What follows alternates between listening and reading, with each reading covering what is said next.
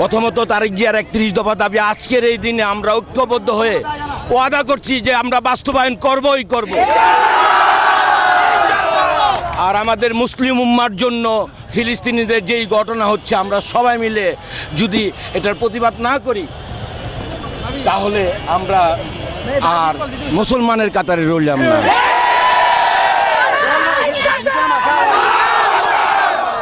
আমার নারায়ণগঞ্জবাসী, আমি যদি আমার নারায়ণগঞ্জবাসীর আমার শরীরের চামড়াদা জুতা বানাই দেয়, আমি নারায়ণগঞ্জবাসী ঋণ কখনো শোধ করতে পারবো না।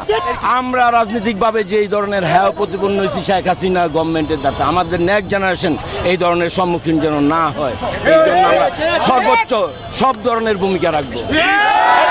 আমি যদি এখানে শুয়ে পড়তে পারতাম তারপরে আমি বলতে পারতাম হ্যাঁ, এই অনুভূতি আমি এখন গিয়ে আমার মার হাতে ভাত খাবো, এটাই আমার সবচেয়ে অনুভূতি।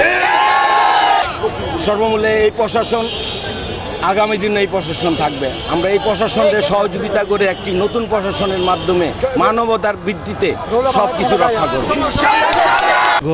কত 27 বছর পর আব্বু আজকে জেল থেকে মুক্তি পাবে, আমরা আমার বাবাকে নর্মালি সাধারণ জীবনে ফিরে আসবে ইনশাল্লাহ। আপনারা সবাই দোয়া করবেন।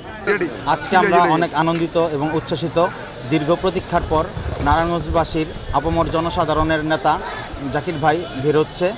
দীর্ঘ প্রতীক্ষার পর বিভিন্ন ষড়যন্ত্রের জাল ভেদ করে আইনের মাধ্যমে খালাস পেয়ে তিনি আজ মুক্তি পাচ্ছে। আমরা পরিবারের পক্ষ থেকে নারায়ণগঞ্জবাসীকে ধন্যবাদ জানাই। তার এতদিন যাবৎ তার পাশে ছিল।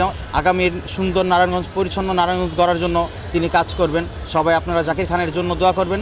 জাকির খান যেন সুস্থ থাকে, তার পরিবারের জন্য দোয়া করবেন। সবাইকে নিয়ে, নারায়ণগঞ্জবাসীকে নিয়ে যেন তিনি আগামীর দিনের সুন্দর নারায়ণগঞ্জ গড়তে পারে।